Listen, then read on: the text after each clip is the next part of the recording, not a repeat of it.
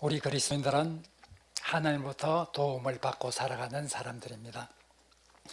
그리스도인들뿐만 아니라 모든 인류가 다 하나님의 도움을 받고 살아가지만은 믿지 않는 사람들은 그것이 하나님으로부터 온 것인 줄을 알지를 못하고 살아갑니다. 우리 그리스도인들이 하나님의 도움을 받고 살아가지만은 특별히 하나님께서는 우리 그리스도인들에게 세상 사람들과 다른 특권을 주셨습니다. 그 특권은 우리가 기도함으로 하나님의 도움을 받을 수 있는 이런 통로를 허락해 주신 것입니다. 하나님은 우리가 하나님께 기도하기 전에 우리가 필요한 것을 다 알고 계시는 전지전능한 하나님이십니다. 그런데도 불구하고 하나님은 우리가 기도함으로써 받으라고 이렇게 명령을 하고 계십니다. 우리가 하나님부터 기도해서 우리의 필요성을 채우고 나가는 그런 삶을 살아갈 때 가장 어려운 것은 하나님께서 그 기도에 대해서 즉시 필요를 채워주지 않는다는 것입니다. 때로는 오래 기다려야 하기 때문입니다. 그래서 사람들은 기도에 낙심을 하기도 합니다. 오늘 본문은 바로 기도하는 자세에 대해서 우리에게 참으로 유익한 교훈을 주고 있습니다. 오늘 본문을 쓴 시편 27편 기자는 큰 어려움 속에 있습니다. 하나님의 도움이 절대적으로 필요한 이런 상황에 있습니다. 11절과 12절에 보면 이 시편 기자가 처해 있는 그 상황에 대해서 우리에게 암시를 해줍니다. 누군가 시편 기자를 크게 모함하고 크게 해치려고 하고 있습니다. 11절에 보면 그를 원수라고 표현을 합니다. 12절에 보면 대적이라고 표현을 합니다. 이런 표현들은 바로 시편 기자를 해치려고 하는 상대방이 얼마나 위협적인가를 잘 말해주고 있습니다. 또한 12절에서 악을 토하는 자라 이렇게 표현을 합니다. 나를 치려고 하고 있다. 나를 치려고 하는 그것이 얼마나 바로 긴급하고 큰 위협인지 12절 첫 부분에 보면 내 생명을 내 원수에게 맡기지 말아달라. 내 생명을 구원해달라. 이렇게 기도하고 있는 것으로 보아서 자기의 생명의 위협까지도 느낄 수 있는 이런 어떤 공공한 상태의 시편 기자는 지금 처해 있습니다. 그리고 12절에 보면 그들은 바로 시편 기자를 위정해서 해치려고 하고 있다 하고 말하고 있습니다. 위정자라 이렇게 표현을 합니다. 우리가 거짓 증언을 가지고 사람들에게 소문을 내면서 우리를 죄인 취급하고 우리를 큰 역적과 같은 그런 어떤 존재로 몰아갈 때 우리는 얼마나 괴로운지 모릅니다. 어떨 때는 외톨토리가 된 것처럼 그런 어떤 고독을 느끼기도 합니다. 지금 적대자는 시편 기자를 거짓 증언으로 무고를 하면서 아주 사람들부터 죄인으로 여김을 받도록 이렇게 몰아가고 있습니다. 이런 상황에서 시편 기자는 하나님께 나와서 하나님의 도움을 청하고 있습니다. 오늘 본문을 통해서 우리는 우리 기도하는 사람이 특별히 하나님의 도움을 구하는 사람이 어떻게 기도해야 할 것인가를 우리에게 잘 가르쳐주고 있습니다. 무엇보다도 첫째로 오늘 7절부터 14절을 읽어보면 이 시편 기자의 간절함이 절절히 묻어 있습니다. 정말 간절한 기도를 하고 있습니다. 얼마나 간절한지 저는 이 시편 기자의 호소를 보면서 마치 어린 아이가 부모를 잡고 끝까지 놓아주지 않으려고 하는 이런 어떤 심정을 느끼게 됩니다. 7절에서 시편 기자는 하나님을 향해서 호소합니다. 바로 내가 부르짖을 때에 내 기도 소리를 들어달라. 내게 응답해달라.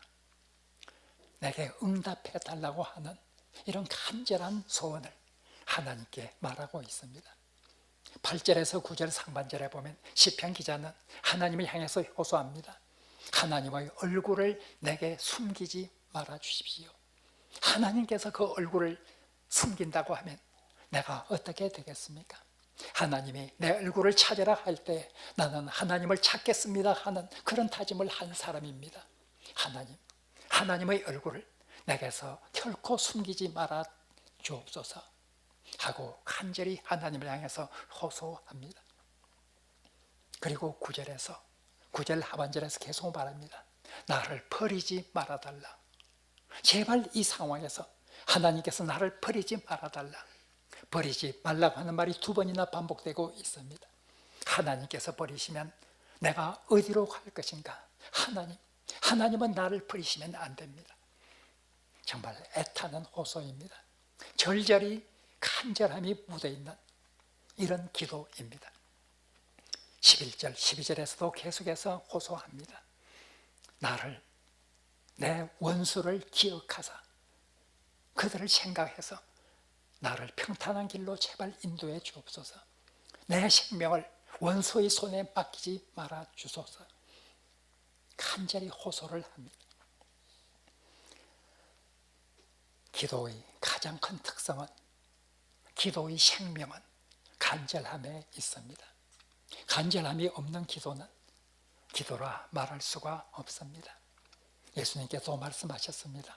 간절함이 없이 사람들에게 보이려고 하는 기도, 간절함이 없이 중언부언하는 기도, 그런 기도는 결코 기도가 아니라 예수님께서 산상설교에서 말씀하셨습니다. 바로 간절함은 기도의 생명입니다. 하나님께 응답을 받는 기도가 되는 가장 큰 요소입니다. 성경은 간절히 기도하는 것을 강조하고 있습니다. 누가복음 22장 44절에 보면 예수님께서 겟세마네에서 얼마나 간절히 기도했는지 땀이 핏방울같이 되어 땅에 떨어지더라 하고 말하고 있습니다. 예수님이 더욱 힘써 간절히 기도하셨다 하고 말하고 있습니다. 사도행전 12장 5절에서 베드로는 옥에 갇혔고 교회는 그를 위하여 간절히 기도하더라 하고 말하고 있습니다. 야고보서 5장 17절에서는 엘리야는 우리와 같은 성경을 가진 사람이로되 그가 비가 오지 않기를 간절히 기도하였더니 3년 6개월 동안 땅에 비가 오지 아니하였다 하고 말하고 있습니다. 간절히 기도하는 것을 성경은 강조를 합니다. 하나님의 도움을 구하는 기도, 이 기도를 성경에서 가장 흔하게 쓰는, 일반적으로 쓰는 용어가 간구라는 용어입니다.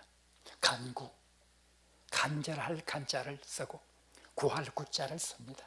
간구, 간절히 기도한다는 뜻입니다. 이 간구라는 용어는 우리 개역 개정에 보면 126회가 나오고 있습니다. 간구, 간절히 기도하는 이 기도가 참으로 우리가 하나님의 도움을 구할 때 반드시 해야 될 그런 기도의 형태라고 말하고 있습니다.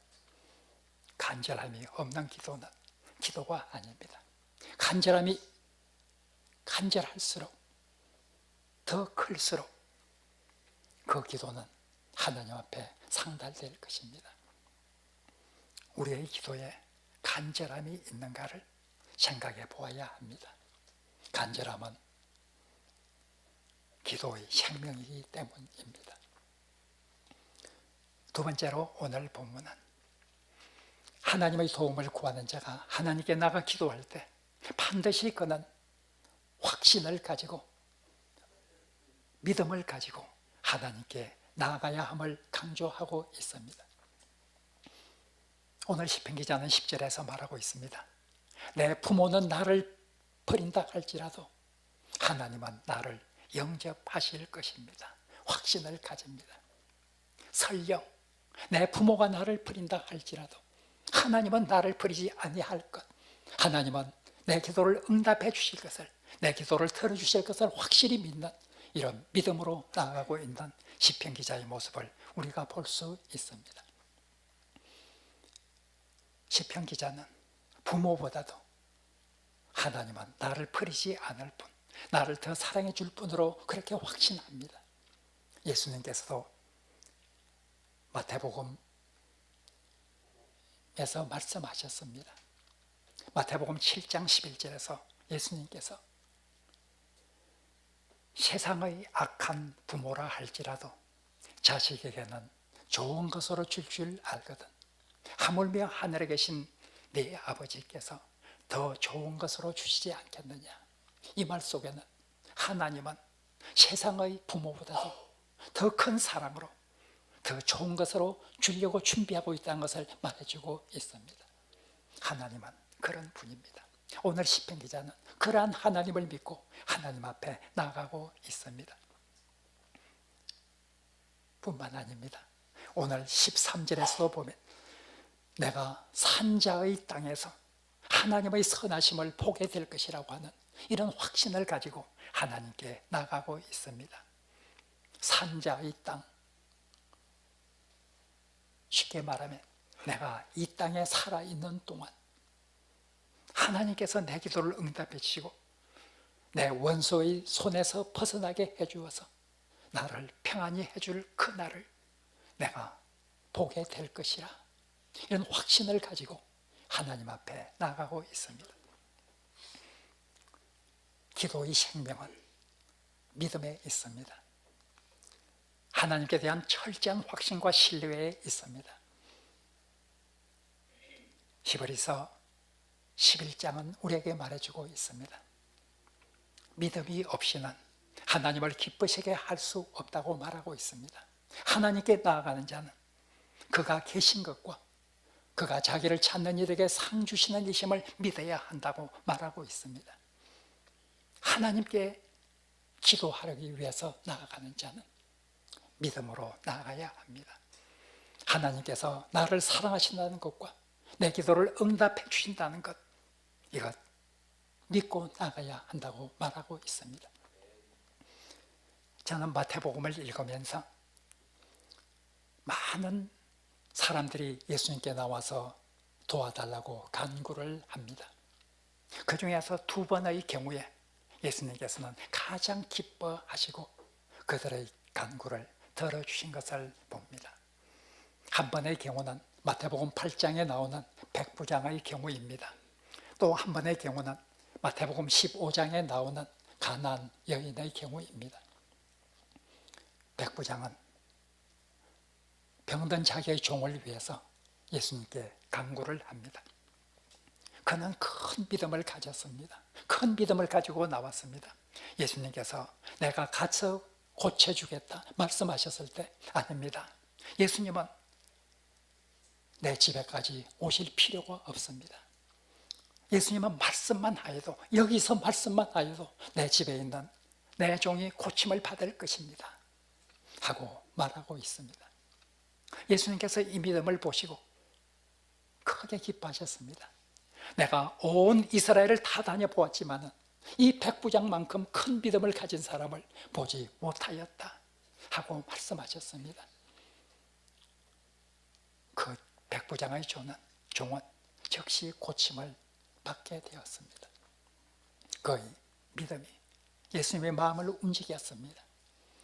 마태복음 15장에 나오는 가나안 여인은 예수님께 병든 자기의 딸을 고쳐달라고 호소하였습니다. 예수님은 쉽게 응답하지 않았습니다. 침묵을 지키고, 그리고 거절을 하시고, 그리고 마지막 단계에서는 모욕을 하는 듯한 이런 말씀을 가나안 여인에게 하였습니다. 그럴지라도 가나안 여인의 믿음은 변하지 않았습니다. 예수님께서 자기 기도를 들어주실 것이라고 하는 이 믿음만큼은 변하지 않았습니다. 그때에 예수님께서 말씀하셨습니다. 여자여, 내 믿음이 크도다. 내 소원대로 되리라. 내 믿음이 크도다. 내 소원대로 되리라. 백부장과 가나안 여인은 큰 믿음 가지고 예수님께 나가서 기도하였습니다. 그 기도는 예수님의 마음을 움직였습니다. 그들의 기도는 응답을 받았습니다. 그래서 야고보서 5장 17절에서 야고보서에서는 12절에서 우리에게 말하고 있습니다. 믿음의 기도는 병든 자를 일으킨다 하고 말하고 있습니다. 믿음의 기도는 병든 자를 일으킨다. 믿음은 우리가 하나님께 나아갈 때 반드시 가져야 될 요소입니다. 특별히 하나님께 도움을 구하기 위해서 기도하기 위해서 나아갈 때 반드시 우리가 가져야 될 그런 귀중한 요소입니다. 믿음이 없이는 하나님을 기쁘시게 할 수가 없습니다. 믿음이 없이는 우리 주 예수 그리스도의 마음을 움직일 수 없습니다. 믿음 가지고 예수님께 나아가야 합니다. 마지막으로 오늘 본문에서 우리는 기다릴 수 있는 이런 믿음을 가져야 된다고 하는 것을 우리가 알 수 있습니다. 13절에 보면, 오늘 본문 14절 마지막 절에 보면 기다려라, 기다릴지어다 두 번이나 반복을 합니다. 담대한 마음을 가지고 기다려라. 기다린다고 하는 것 때로는 몹시 어려운 일입니다. 특별히 오늘 시편 기자처럼 원수의 압제에서부터 큰 고난을 당하고 있는 이런 상황에서 더 기다리라고 하는 이런 말씀을 듣는다고 하면 무척 실망이 될 것입니다. 언제까지 기다려야 합니까? 이렇게 하나님을 향해서 질문하게 될 것입니다. 오늘 마지막 절 14절은 1절부터 13절까지 나온 이 시편 기자의 기도에 대한 하나님의 응답입니다. 하나님의 응답은 기다려라 하는 것입니다. 기다린다는 것, 특별히 우리가 도움이 필요해서 하나님께 간구했을 때 기다린다는 것, 굉장히 어려운 일입니다. 하나님의 도움이 그만큼 간절할수록 기다리라고 하는 이 하나님의 명령은 더욱 우리를 어렵게 만드는 것입니다. 그럼에도 불구하고 하나님의 때가 있습니다. 하나님은 때때로 우리에게 기다리라고 말씀합니다. 신앙은 기다릴 수 있는 그런 특성을 가졌습니다. 우리가 예수 그리스도를 기다리는 것, 예수 그리스도의 재림을 기다리고 있는 사람입니다. 우리는 새하늘과 새 땅을 기다리고 있는 사람입니다. 우리는 우리의 몸의 부활로 영원한 생명을 가진 그날을 기다리고 있는 사람들입니다. 신앙은 때때로 기다려야 하는 것입니다. 하나님의 때가 있기 때문입니다. 우리는 하나님의 때가 언제인지 알 수가 없습니다. 그렇기 때문에 때때로 답답하고 때때로 안타까운 마음을 가집니다. 그럼에도 불구하고 우리는 기다려야 합니다. 신앙의 조상들은 기다리며 살았습니다. 아브라함에게 내 아들을 사라의 몸에서 주겠다고 약속했지만 그 약속이 이루어진 것은 아브라함이 100세 때야 이루어졌습니다. 야곱은 그의 형의 얼굴을 피해서 자기 외삼촌의 집 하란으로 피신을 갈 때 베델에서 하나님을 만났습니다. 그 하나님이 약속했습니다. 내가 이 땅으로 다시 돌아오게 해줄 것이라. 그러나 그 약속은 적어도 20년 세월이 흐른 후에야 이루어지게 되었습니다. 야곱은 어린 시절에 꿈을 꾸었습니다. 하나님께서 꿈을 주셨습니다. 그러나 그 꿈이 성취된 것은 오랜 기간이 지난 이후였습니다. 우리는 이러한 기다림, 이런 기다림에서 때때로 지쳐버릴 수밖에 없습니다. 그래서 예수님께서 기도에 관한 교훈을 주시면서 낙심해서 안 된다, 낭망하지 말아라 하고 말씀하고 계십니다. 누가복음 18장 1절에 나오는 그 비유를 통해서 예수님께서는 항상 기도하고 낙심하지 않아야 할 것을 저들에게 비유로 말씀하셨다 하시면서 과부와 재판관의 비유를 말씀해 주셨습니다. 낙심하지 말라, 낙심하지 말라. 사랑하는 성도 여러분, 우리가 기도할 때에 즉시 이루어지지 않는다고 해서 쉽게 낙심해서는 안 됩니다. 혹 우리가 낙심한 그런 기도가 있다고 하면 지금 그 기도를 찾아서 다시 하나님 앞에 나가야 합니다.